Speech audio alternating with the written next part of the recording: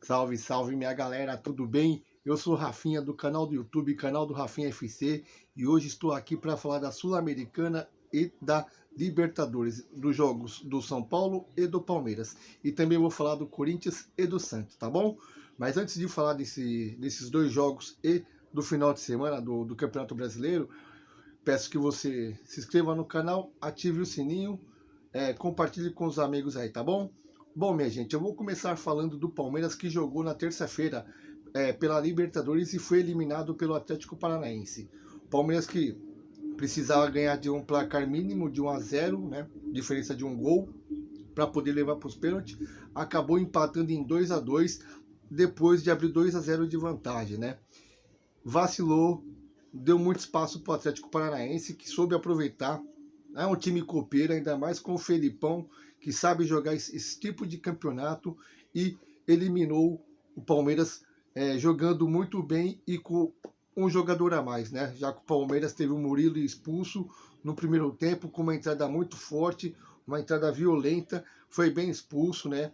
Não tem por que o Abel reclamar do juiz que expulsou corretamente o zagueiro Murilo do Palmeiras. Mesmo com a diferença numérica de jogadores, o Palmeiras estava muito bem na partida, estava superior, estava criando as melhores oportunidades.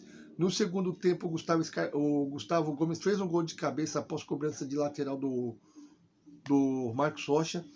Todo mundo pensou, agora o Palmeiras não perde mais, né? Inclusive eu pensei, o Palmeiras não vai perder mais esse jogo, tá na final, é Palmeiras e Flamengo. Porém, assim que o Pablo entrou, parece que o Pablo é predestinado a fazer gols contra o Palmeiras em jogos importantes, né? Contra o São Paulo, ele gostava de fazer gol no Palmeiras, e no Atlético Paranaense veio mantendo a escrita. Embora o ano passado o Pablo perdeu um gol incrível contra o Palmeiras nas quartas de finais da Libertadores entre São Paulo e Palmeiras, onde ele saiu cara a cara com o Everton e chutou, deu uma pancada para o alto lá e a bola saiu. E o São Paulo foi eliminado tomando 3-0 do Palmeiras naquela ocasião. No jogo de terça-feira, o Pablo entrou, fez um gol e ainda deu uma assistência para o segundo gol. O que me espantou no segundo gol do Atlético Paranaense foi a tranquilidade que o Atlético chegou até o gol do Palmeiras para empatar o jogo, e assim enterrando o sonho do tricampeonato da Libertadores consecutivo do Palmeiras, né? Seria a tetracampeão, e seria histórico, né? O Palmeiras chegar em três decisões e ganhar as três, né? Ganhou contra o Santos, ganhou contra o Flamengo e tinha o sonho de ganhar mais uma Libertadores. No demais, eu não vejo assim a arbitragem como um problema nesse jogo, embora eu acho que o VAR deveria acionar o juiz no lance do pênalti no Rony, que eu vi toque ali, teve-se um toque, e o VAR deveria assim chamar o juiz e falar, ó, teve um toque aqui, um possível penal, peço que o senhor revise e tome suas decisões. Não foi o que aconteceu, o VAR não acionou o juiz, e o juiz não marcou o pênalti para o Palmeiras, que na minha visão foi pênalti.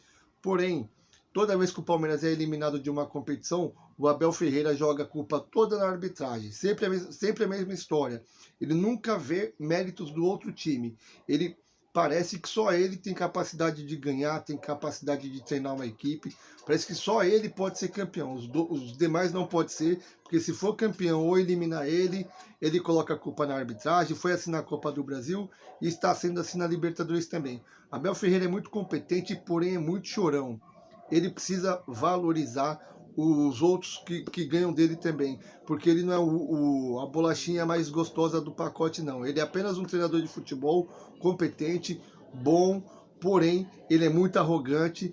Quando o time dele é eliminado, ele não aceita, ele coloca a culpa até no vento, nunca nos jogadores dele. Ele deveria culpar o Murilo por ter feito a cagada que fez de fazer uma falta daquela desnecessária no meio de campo. podia culpar os jogadores do Palmeiras por dar bobeira no segundo gol do Atlético Paranaense e deixar o Pablo livre, leve e solto para tocar a bola pro outro atacante do Atlético Paranaense finalizar gol. O volante tinha que chegar ali, alguém tinha que estar próximo ali, não daquele espaço que deu. Então, Abel Ferreira, o senhor, que é um bom treinador, competente, vencedor, precisa mudar um pouco essa sua mania de sempre colocar a culpa no juiz, no VAR, no vento, na iluminação, em tudo. O Atlético está na final contra o Flamengo, é merecido, fez por merecer e tá de parabéns o Felipão, que vai para sua última Libertadores, já que ele vai se aposentar no final do ano, não quer mais saber de treinar nenhum clube. Parabéns ao Atlético Paranaense, parabéns ao Flamengo que está na final da Libertadores, mais uma vez o Flamengo está na final da Libertadores. E uma notícia que saiu hoje, está aqui no GE, estava atualizando aqui, Emílio Bottas e Thiago Ferri, do Globo Esporte, informando que o Rafael Veiga poderá passar por uma cirurgia no tornozelo direito em decorrência daquela entrada violenta do Hugo Moura no primeiro jogo da semifinal da Copa da Taça Libertadores de América. Ali sim o juiz errou, que aquela entrada foi para vermelho direto e o juiz deu amarelo. O VAR também errou, que deveria ter chamado o juiz e falar assim, ó, essa entrada aí é para vermelho, porque o cara não tinha mais condição de pegar a bola, ele só pegou o Veiga, ele tirou o Veiga da competição, simplesmente isso que ele fez. E se o Veiga passar por cirurgia, ele praticamente perde o resto da temporada, já que o Palmeiras tem grandes chances aí de ganhar o Campeonato Brasileiro e que tem uma boa vantagem aí contra o Corinthians e o Flamengo e o Fluminense, que são os times mais próximos do Palmeiras, tá certo? Outra informação sobre o Palmeiras é sobre o jogo de amanhã, que vai ser 9 horas da noite. Não sei por que a CBF tem essa mania de colocar jogos sempre em horário ruim no sábado. Parece que a CBF faz de propósito isso. Sábado, 9 horas da noite. Isso não é horário para colocar jogo de time nenhum. Principalmente um jogo da importância entre Palmeiras e Juventude. Já que o Juventude é um virtual rebaixado e o Palmeiras está ali brigando pelo título do Campeonato Brasileiro junto com o Flamengo. O Corinthians e o Fluminense eu tiro dessa briga, tá certo? E aqui no GE também tem uma possível escalação do Palmeiras sobre o jogo de amanhã contra o Juventude. Palmeiras, que agora só tem o Campeonato Brasileiro, provavelmente vai de força máxima, sem o Rafael Veiga, que está com esse problema no tornozelo aí, decorrência daquela entrada criminosa do Hugo Moura, do Atlético Paranaense, que nada aconteceu, tá certo? O Palmeiras deve vir com Everton, Marcos Rocha, Gustavo Gomes, Murilo e Piquerez, Danilo, Zé Rafael, Bruno Tabata, Gustavo Scarpa, Dudu e Rony, né? O Rony vai chegar uma proposta para o Rony de 15 milhões de euros do futebol do Catar. O Rony pode estar de saída do Palmeiras aí, já que a janela do Catar fecha só dia 30 de setembro. Então, provavelmente, aí, se chegar essa proposta de 15 milhões de euros, aproximadamente 80 milhões de reais, o Rony deve deixar o Palmeiras para a próxima temporada. Eu acredito que o Palmeiras vai tentar segurar ele até o final do Campeonato Brasileiro, para não ter o desfalque de um jogador tão importante quanto o Rony. Lembrando que o Rony é um bom jogador, tudo, e se chegar esse valor mesmo, aí o Palmeiras tem que dar graças a Deus e vender, deixar o Rony fazer o pezinho de meia dele lá no futebol do Catar, tá certo? Bom, agora vamos falar do jogo de ontem entre São Paulo e Atlético Paranaense. São Paulo conseguiu reverter a diferença dos 3-1 que tinha tomado lá em Goiânia. Ontem conseguiu fazer um bom jogo. O Rogério Ceni acabou fazendo o que todo mundo já pedia para ele, que era colocar o Patrick junto com o Luciano e o Caleri no ataque. Ele fez isso, o Patrick jogou muito bem, fez 2 gols, foi o nome do jogo. E nos pênaltis o São Paulo acabou se classificando para a final da Copa Sul-Americana contra o Del Valle, que bateu o Melgar por 3-0. Então, dia 1º de outubro, às 17 horas, em Córdoba, São Paulo e Independente Del Valle, certo? São Paulo fez um jogo taticamente perfeito, não sofreu nenhuma vez no jogo do Morumbi. O Atlético Paranaense veio com a intenção só de se defender e foi vazado 2 vezes. O primeiro tempo já era para ter sido liquidado, né? Porém, o São Paulo, com a sua falta de pontaria, que é um problema crônico do São Paulo esse ano, que vem acontecendo sistematicamente. Foi assim contra o Fortaleza. O São Paulo jogou muito bem contra o Fortaleza, perdeu de 1-0, chutando bastante. Foi assim contra o Flamengo. São Paulo atacou bastante, massacrou o Flamengo, porém o placar foi 3-1 para o Flamengo. O Flamengo desceu só 4 vezes e das 4 vezes fez 3 gols. Então você vê como o gol custa caro e o São Paulo paga muito caro por não saber fazer gol, às vezes, né?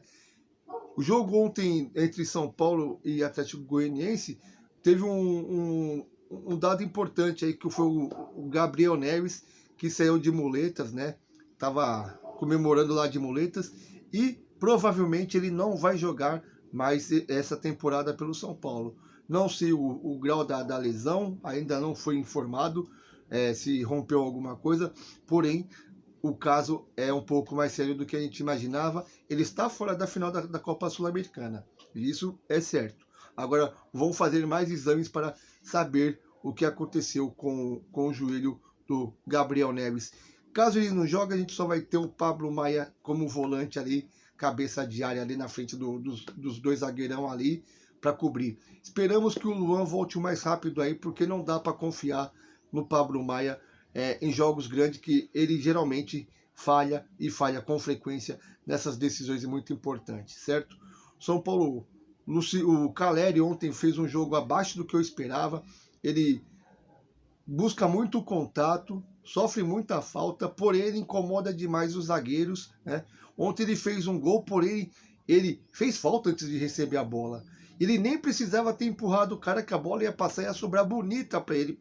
Aí é só dominar e bater como ele fez, e fez o gol.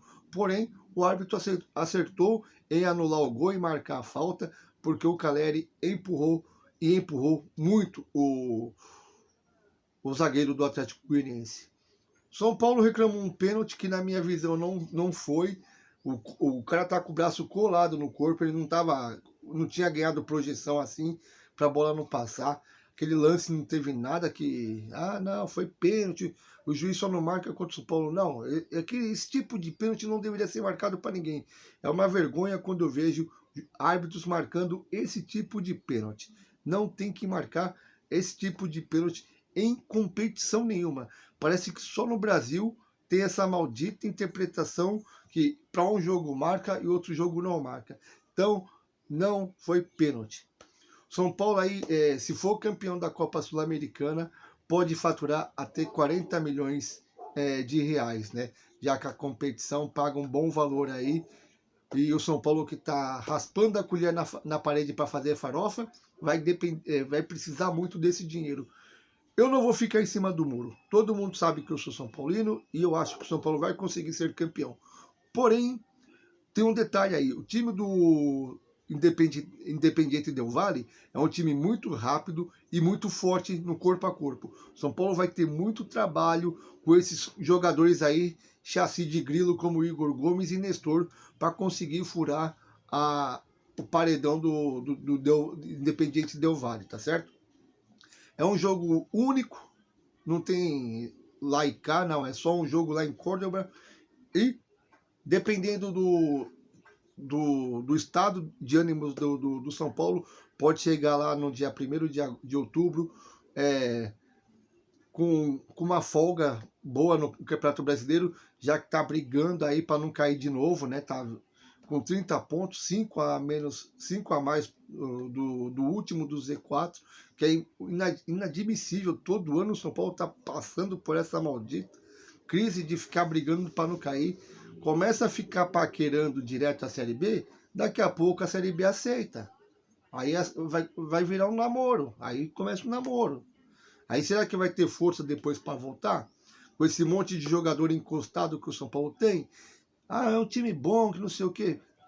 Mas é um time inconstante. O São Paulo é altos e baixos assim. Quem diria que no início do ano o São Paulo jogando o que estava jogando, foi para a final do Paulista contra o Palmeiras e no Brasileiro ia estar nessa draga.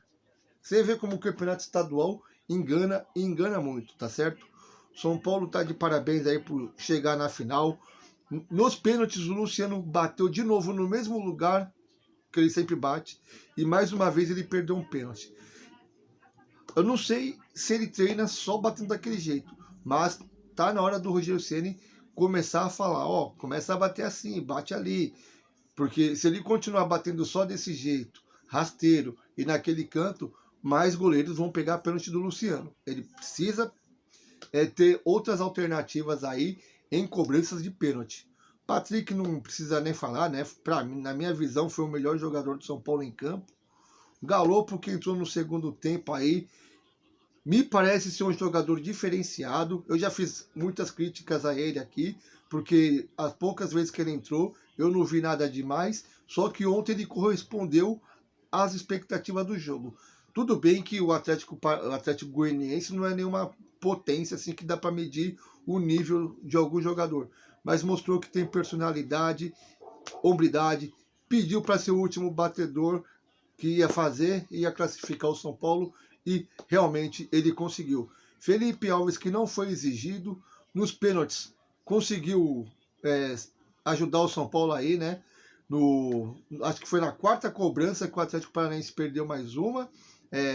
A bola foi direto para fora, mas ele já estava na bola. Se a bola vai no gol, ele ia pegar o pênalti. Felipe Alves aí, que é muito criticado pela torcida do São Paulo, por mim, que eu acho que ele não é goleiro a nível do São Paulo, porém, ontem ficou gigante na frente dos jogadores do Atlético Goianiense, e isso ficou evidente nas cobranças de pênalti, tá certo? Então, o nosso querido Felipe Alves aí, que tenha sucesso na vida dele aí, consiga elevar um pouquinho o nível dele para ajudar o São Paulo a conquistar títulos. Sobre a final, São Paulo e Independiente Del Valle, quem você colocaria no gol? Eu manteria o Felipe Alves, que está com confiança. Eu não trocaria o goleiro nesse exato momento. É minha opinião, mas a gente não sabe o que acontece na cabeça do Rogério. Caso o Pablo Maia só tiver o Pablo Maia de primeiro volante, tem que entrar com 3 zagueiros, porque se deixar os caras jogar com liberdade... Eu vi o primeiro jogo do Melgar contra o Independiente Del Valle e o Independiente Del Valle deu um vareio de bola no Melgar.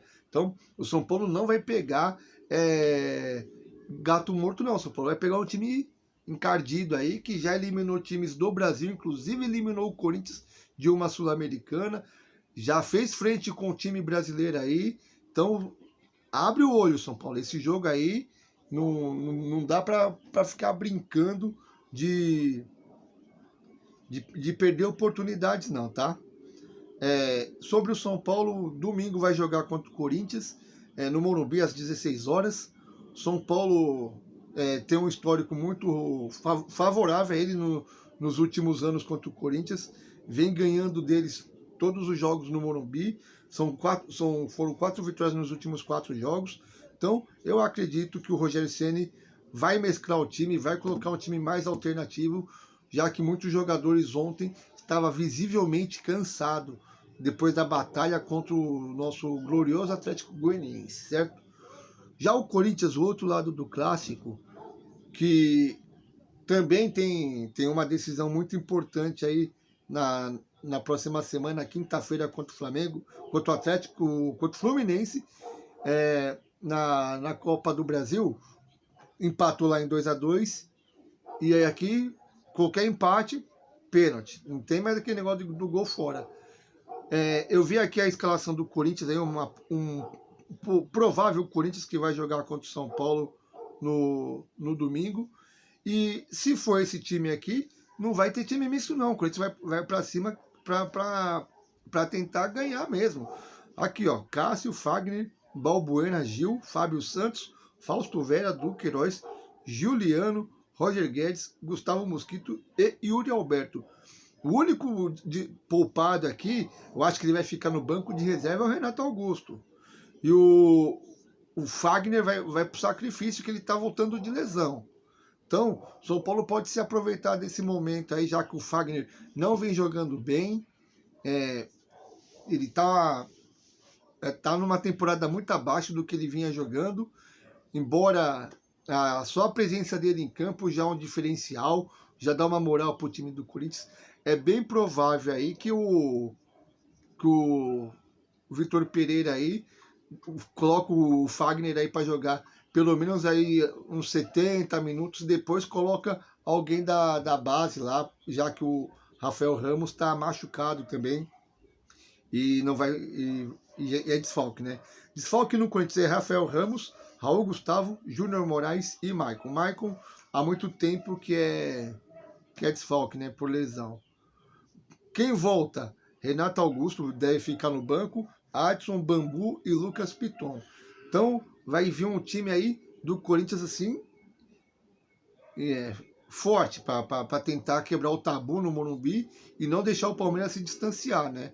E o Léo Maná, lateral direito do Sub-20, também foi chamado para compor o elenco nesse jogo entre São Paulo e Corinthians. Bem provável aí que ele entre no segundo tempo se o Fagner estiver numa condição física perigosa, podendo se machucar no jogo ou abrir a boca e não conseguir mais correr, né? Pode acontecer do jogador ter um desgaste físico e praticamente prejudicar o Corinthians nesse jogo, certo? Já o Santos, que vai jogar contra o Ceará no dia... Peraí, deixa eu pegar aqui direito. Santos e Ceará. Amanhã às 16h30. Santos e Ceará amanhã às 16h30. O Santos, que jogou contra o Goiás na segunda-feira, perdeu, foi muito criticado aí. O Lisca começou a ser chamado de burro e foi muito criticado. O time do Santos não tem um time muito com um elenco bastante recheado para a torcida do Santos fazer essa pressão em cima do Lisca, como se ele fosse um gênio da lâmpada que viesse e arrumar todos os problemas do Santos. O Santos tem que tá dando graças a Deus que o Lisca ainda está conseguindo ganhar alguns jogos, arrancando alguns pontinhos aí para manter o Santos longe da zona do rebaixamento. Coisa que o outro treinador lá, o argentino, que era valorizado, o tal do Busto, se ele tivesse aí no Santos, o Santos já estava na zona do rebaixamento, que aquele cara lá não sabia montar um time nenhum, certo? E o provável Santos, que vai jogar contra o Ceará, é João Paulo, Madison, Maicon, Eduardo Bauerman e Felipe Jonathan Camacho, Vinícius Anocelo, Carabarral, Lucas Braga Soteldo e Marcos Leonardo, certo? Esse jogo é de suma importância para o Santos, porque o Santos não pode se dar o luxo de perder mais pontos, como vem perdendo. Por quê? O Santos tem uma tabela aí, teoricamente, um pouco mais complicada, né? Semana que vem tem o Palmeiras, no sábado também. Então o Santos tem que abrir o olho para não voltar a flertar com a zona do rebaixamento. O Santos tem 34 pontos. O primeiro time a sair da zona do rebaixamento é o Cuiabá com 25. Curitiba com 25 pontos. Então o Santos tem que abrir o olho aí, porque ainda não está salvo. O que vale para o São Paulo está valendo para o Santos, Bragantino e Botafogo, Ceará e Cuiabá. Os demais aí eu acredito que já estão praticamente salvos, certo? Porque o Campeonato Brasileiro é um campeonato muito injusto de acordo com o que você vem desempenhando e sofrendo, né? No caso, o Santos, que foi eliminado de todas as competições aí, só tem um brasileiro, não era para estar sofrendo desse jeito como está sofrendo. Então o Santos precisa abrir o olho, voltar a melhorar o seu futebol e voltar a vencer, o que é o mais importante. Ganhar, empatar não ajuda ninguém. O São Paulo aí, ó. São Paulo é o time que mais empatou na competição. São Paulo tem aqui, ó, 12 empates. 12 empates, 6 vitórias e 7 derrotas. São Paulo empatou demais. Se tivesse ganhado meia dúzia desses jogos aqui, estava bem pontuado, estava ali brigando pela classificação da Libertadores e talvez aí não estava nem se esforçando tanto pela Sul-Americana, certo? Então o Santos do Lisca, que já foi confirmado pelo presidente Rueda, que Lisca fica para o ano que vem, não vai contratar nenhum treinador, Lisca no Santos o ano que vem também, já está garantido, é ele que vai fazer o planejamento da próxima temporada do Santos, certo? E é isso aí, rapaziada. Eu agradeço demais quem vai assistir. Hoje eu vou estar no canal do Barba, Futebar. Vou lá bater um papo com o Barba. Quem puder lá assistir, vou colocar o link na descrição do vídeo do YouTube aí. Quem puder assistir a gente lá, a gente agradece. E, novamente, se inscreva no canal, ative o sininho, compartilhe com os amigos e deixe o seu comentário aí. Se eu falei bem, se eu falei mal, se eu não entendo nada, se eu entendo tudo. Críticas e elogios são muito bem-vindos a todo momento. Eu agradeço demais a todos vocês. E domingo tem Sabá. Domingo eu estarei lá no Sabá, em São Bernardo. A gente vai jogar um futebolzinho de salão, né? Eu não jogo, só fico na torcida e espero dar umas 9h30, 10 horas para tomar uma cervejinha. De resto, eu só fico esperando mesmo, tá certo? Então, um forte abraço a todos vocês. Fiquem com Deus e até a próxima.